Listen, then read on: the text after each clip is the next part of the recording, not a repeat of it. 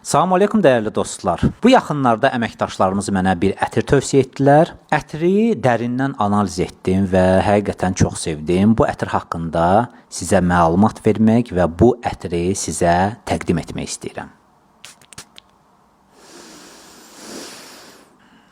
Bu ətir 2024-cü ildə işıq görüb. Ətirin müəllifi parfümer Quentin Bişdir. Ətir fujer və yaşıl qrupa aiddir. Yaz və yay aylarında istifadəyə uyğundur. Ətirdə əsas hiss olunan notlar kokos, yaşıl notlar, əncir, su, nanə, tonka lobyası və s. Əgər bu ətiri bir cümlə ilə xarakterizə etməli olsaydım, deyərdim ki, tropik yaşıllığın içində təravətli, şirin, odunsu və akvatik cazibədir.